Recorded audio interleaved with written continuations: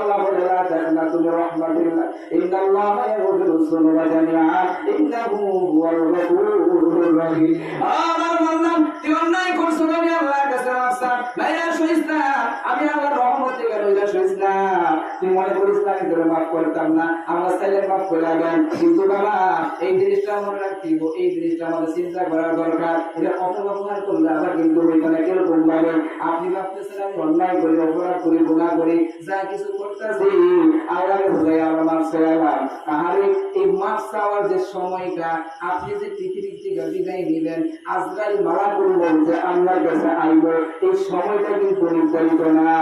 আছে আপনি যে মারা যাইবেন, কোন সময় মালাকুল মউত আপনার কাছে আসবে এই দিন তারিখ কিন্তু আমার আপনার কাছে আসে নাই, এই চিঠি কিন্তু আমার আপনার কাছে নাই।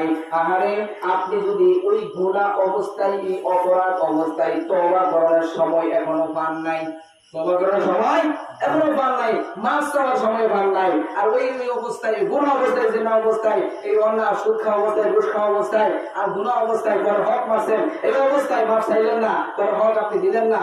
আপনি যদি ওই অবস্থায় গুনাহ অবস্থায় আপনি এক ওয়াক্ত ফজর নামাজ ছেড়ে দিলেন, আপনি ফজর নামাজটা করলেন না, তাড়াতাড়ি কাজা করলেন না, আপনি জীবনে থাকতে থাকতে, আপনি রূপ থাকতে থাকতে, তাহলে আপনি গুনাহ মাফ চাইলেন না, তাহলে ওই গুনাহ অবস্থায় যদি আপনি মারা যান তাহলে কিন্তু আপনি জাহান্নামী। তাইলে এই যে সময়টা আপনার কোন সময় মারা যাইবেন তার কোনো গ্যারান্টি নাই।